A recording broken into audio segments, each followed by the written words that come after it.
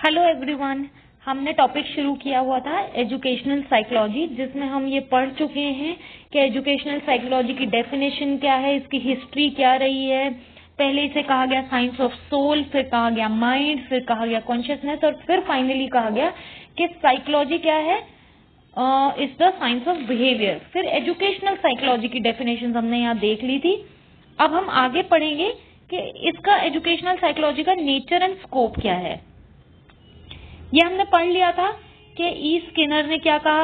हमने कुछ कीवर्ड्स देखे थे कि एजुकेशन एंड बिहेवियर, इसकी स्टडी को क्या कहते हैं। फिर हमने एक देखा था कि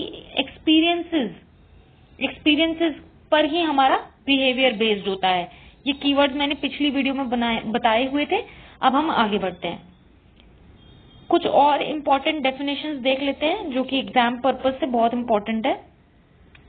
E.A. Peel, educational psychology is the science of education.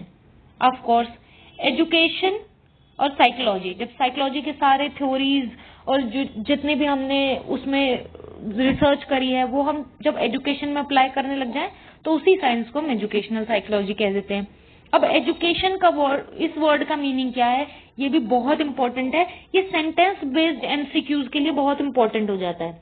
Education, attempt to make desirable change and an all round development in people. People माने student.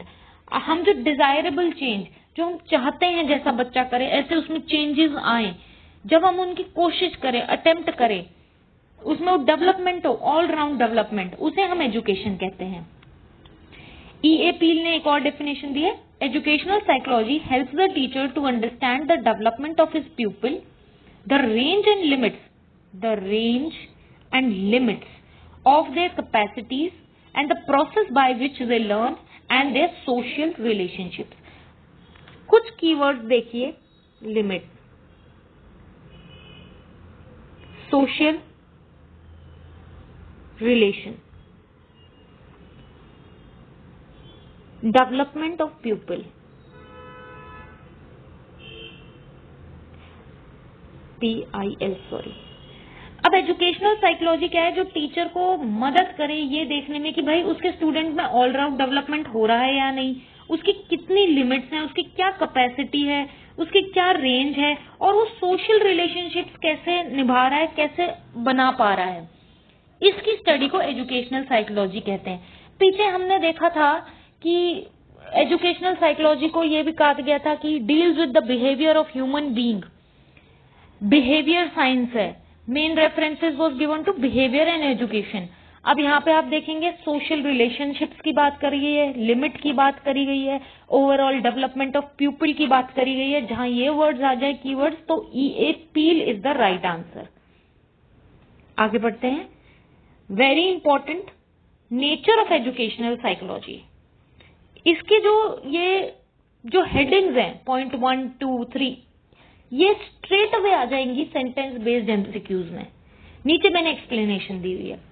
Educational psychology is a science, पहले ही मैंने आपको बताया था अप्लाइड साइंस। पहली video में मैंने आपको बताया था educational psychology is an applied science. मैंने आपको ये बताया भी था, it's a keyword, it's an applied science. ऐसी साइंस है जो अप्लाई की जा सके। It has developed objective methods of collection of data. ये डाटा कलेक्ट करे गए, उनके बाद जो रिसर्च करी गई उस डाटा पे, उसके बेसिस पे थ्योरी बनाई गई है। It's an applied science. Educational psychology is an applied science. Second है, it's a natural science. Keyword is the natural science. An educational psychologist conducts his investigation, gathers his data and researches his conclusions same as a psychiatrist or a biologist। मतलब जैसे बाकी scientist होते हैं कि data collect करते हैं, उनकी investigation करते हैं, बहुत ही नेचुरल साइंस है। इसमें वही नेचुरल प्रोसेसेस हैं जो बाकी साइंटिस्ट जिस मेथड को फॉलो करते हैं। Educational psychology is a social science. 3 बातें हो गई है। पहली बात तो ये साइंस है, दूसरी बात है ये नेचुरल साइंस है, फिर है ये social science. It is the study of human beings and their sociability, मतलब सोशल रिलेशंस कैसे बनाना है, रिलेटेबिलिटी, रिलायबिलिटी, सोशल, आम लोगों के साथ सोसाइटी में कैसे रिलेशंस बना रहा है उसको भी हम समझें। मैंने अभी आपको ऊपर एक, आपने ध्यान दिया हो तो मैंने अभी आपको बताया था कि पील ने जो डेफिनेशन दी है, E.A. पील ने, उसने एंड में ये कहा है सोशल रिलेशनशिप, कीवर्ड है सोशल रिलेशनशिप। उसको भी हम स्टडी करते हैं एजुकेशनल साइकोलॉजी में। तो वही बात यहाँ आ गई, educational psychology is a social science. आगे बढ़ते हैं। It is a positive science. ये जो हेडिंग्स है यही आपके कीवर्ड्स है। It's a positive science. A positive science deals with facts as they are और एज दे ऑपरेट। मतलब जो फैक्ट जैसा है उसे वैसे ही प्रेजेंट किया जाता है। It studies child behaviour as it is, not as it ought to be. जैसा बच्चे का बिहेवियर है, जैसा आपके स्टूडेंट का बिहेवियर है, वैसा ही उसको पढ़ा जाएगा, वैसे ही उस पर रिसर्च करी जाएगी। उस पर नहीं रिसर्च करी जाएगी कि जो हम चाहते हैं बच्चा बिहेव करे। So it is a positive science. जो चीज जैसी है उसको वैसे ही दर्शाया जाता है, उसको वैसे ही उसके ऊपर रिसर्च करी जाती है, उसमें कोई बदलाव नहीं किया जाता। जो हम उस चीज पे रिसर्च नहीं करते कि बच्चा कैसा बिहेव करे, नहीं, जैसा वो कर रहा है उसी पे रिसर्च करेंगे, हमारे मुताबिक नहीं। जो नेचुरल चीज है, नेचुरल बिहेवियर है बच्चे का, उसी पे रिसर्च होती है। It's a positive science. Fifth point है educational psychology is an applied science, जो मैंने आपको पहली वीडियो में बताया ही था। It is an application of psychological principles in the field of education. I have explain this point very well in video 1, please आप उसे जरूर देखें। It is a developing and growing science. बहुत इंपॉर्टेंट पॉइंट है, growing science है, अभी भी इसमें रिसर्च हो रही है। अगर आपको एमसीक्यूज में क्वेश्चन दे दे कि भाई फॉलोइंग सेंटेंसेज में एजुकेशनल साइकोलॉजी में कौन सा सेंटेंस सही नहीं है, और उसमें लिखा हो कि भाई ये अब ग्रो नहीं कर रही, जितनी इसमें रिसर्च होनी थी हो गई, नहीं, वो गलत है option. It's a developing science, growing science, अभी भी इसमें रिसर्च हो रही है, न्यू रिसर्च हो रही है, इसमें न्यू एंड बेटर इंसाइट आ रहे हैं, चिल्ड्रंस के नए नए बिहेवियर और नेचर पे और रिसर्च की जा रही है। तो it's a growing science, it's a positive science, it's a social science, it's a applied science. आगे बढ़ते हैं। ये चार्ट आप देख लीजिए, इसको आप ड्रॉ कर सकते हैं पॉज करके वीडियो। ये बस आप चार्ट भी लर्न कर जाएंगे तो आपको सारे कीवर्ड समझ में आ जाएंगे। Applied science, positive science, growing, developing science, specific science, practically इसको अप्लाई किया जा सकता है इसके प्रिंसिपल्स को। इट्स अ सोशल साइंस, मतलब social behaviour, social relationships, it's a natural science. ये आप चार्ट दिमाग में रख लेंगे तो भी आपके मैक्सिमम एमसीक्यूज सॉल्व हो जाएंगे। अब हम देखेंगे स्कोप ऑफ एजुकेशनल साइकोलॉजी। क्या स्कोप है? स्कोप भी हम कई टाइटल्स के अंडर पढ़ेंगे, जैसे टीचर, लर्नर, इनमें क्या स्कोप है, लर्निंग प्रोसेस में क्या स्कोप है जब हम एजुकेशनल साइकोलॉजी को अप्लाई करें, ऐसे हम देखेंगे। पहला आता है लर्नर, जो कि बहुत इंपॉर्टेंट है, हमारा स्टूडेंट, हमारा प्यूपिल, learner. Educational psychology is knitted around the learner. सब कुछ लर्नर के इर्द गिर्द ही है, जो जिसको हम पढ़ा रहे हैं, जो हमारा स्टूडेंट है। Abilities and capacities of individual learner बहुत इंपॉर्टेंट है। जब टीचर ये देख ले, ये समझ ले कि किस पर्टिकुलर बच्चे की क्या कैपेसिटी है, तो उसे उसी हिसाब से पढ़ा पाएगी। इंडिविजुअल डिफरेंसेस, ये बहुत इंपॉर्टेंट वर्ड है, इंडिविजुअल डिफरेंसेस को समझना। इंडिविजुअल डिफरेंसेस मतलब कुछ बच्चे स्लो लर्नर होते हैं, कुछ क्विक लर्नर होते हैं, डिफरेंसेस को समझना। Conscious and unconscious behaviour of the learner, कैसे वो अनकॉन्शियसली क्या क्या कर रहा है ये समझना। Characteristics of his growth, development, individual difference, measurement, need to know the learner, और टेक्निक्स। तो ये सारी में कीवर्ड्स है, techniques, individual difference, growth, development of learner, learner की लिमिटेशंस, एबिलिटीज, कैपेसिटीज। ये जब सब कुछ समझना हो तो हम एजुकेशनल साइकोलॉजी के प्रिंसिपल्स को अप्लाई करते हैं। तो एक लर्नर की बात हो गई, हमारा जो स्टूडेंट है वहीं से सब कुछ शुरू होता है, सब कुछ उसी के अराउंड है। नेक्स्ट है लर्निंग एक्सपीरियंस। जो हमारा स्टूडेंट है उसका लर्निंग एक्सपीरियंस कैसा है, which learning experience is desirable at a particular age. मान लीजिए एक बहुत छोटा सा बच्चा है एंड उसको आप ट्रिग्नोमेट्री समझा रहे हो, ये उसके लिए डिजायरेबल नहीं है, ये वो नहीं समझना चाह रहा, ना वो समझ पा रहा, वो अनकंफर्टेबल हो रहा है। तो कौन से लर्निंग एक्सपीरियंस है? एक छोटा बच्चे को अगर हम बॉल ड्रॉ करें और एप्पल ड्रॉ करें और कहें इसमें कलर भरो, तो ये एक्सरसाइज उसके लिए बहुत हेल्पफुल है, उसको बहुत मजा आएगा इस एक्सरसाइज में, वो डिजायरेबल है, जो भी चीज समझ रहा है कि एप्पल लाल रंग का होता है, कलर करके वो ये समझ रहा है, ये उससे उसको खुशी मिल रही है, तो लर्निंग एक्सपीरियंस उसका अच्छा रह रहा है। अब देखेंगे learning process. After knowing the learner comes the laws and theories of learning. Learner की बात हो गई, भाई लर्नर को कैसे समझना है, स्टूडेंट को कैसे समझना है।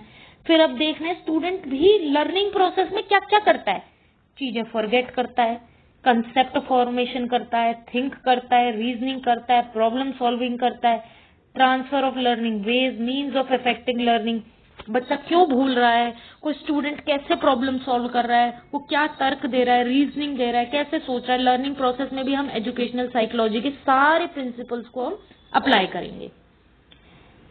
नेक्स्ट है लर्निंग सिचुएशन एंड एनवायरमेंट। अब क्लासरूम का जो एनवायरमेंट है, कौन सी सिचुएशन है, कैसे वो पढ़ रहा है, क्या एनवायरमेंट उसे प्रोवाइड कर रहे हैं, यहाँ भी हम एजुकेशनल साइकोलॉजी के सारे प्रिंसिपल्स को अप्लाई करेंगे।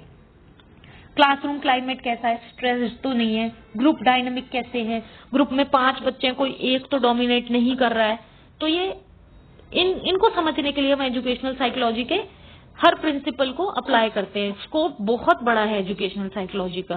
Growth and development of child, वो मैंने आपको बताया था कैसे ग्रोथ हो रही है, क्या उसकी लिमिटेशंस हैं, कैरेक्टरिस्टिक्स क्या है, यहाँ पे भी क्या अप्लाई होगा, educational psychology. Nature and development of personality, personality कैसे डेवलप हो रही है जो स्टूडेंट है। एजुकेशनल साइकोलॉजी, ये मैंने शॉर्ट में लिख दिया, educational psychology helps in understanding all round development and personality development. Personality कैसे डेवलप हो रही है किसी स्टूडेंट की। Guidance and counselling very important. Educational psychology helps in providing guidance and counselling. Teachers कैसे गाइडेंस, किस किस टेक्निक से गाइडेंस दे सकती है, काउंसलिंग दे सकती है। अब बहुत इंपॉर्टेंट चीज है टीचर। पहले हमने देखा हर चीज स्टूडेंट के इर्द गिर्द है, टीचर भी मेन फोर्स है। टीचर को ही पता होना चाहिए एजुकेशनल साइकोलॉजी के प्रिंसिपल्स को कैसे अप्लाई करना है। तो टीचर को पहले तो खुद को जानना चाहिए कि वो उसमें क्या कमियां हैं, क्या वो अपना लेसन अच्छे से दे पा रहे हैं। जैसे अगर आप मुझे कमेंट्स में बताएंगे कि आपको क्या ठीक लग रहा है, क्या गलत, तो उस हिसाब से मैं जान पाऊंगी कि मेरे पढ़ाने के तरीके में क्या कमी रह गई है। ऐसे ही हर टीचर को पहले खुद को जानना जरूरी है।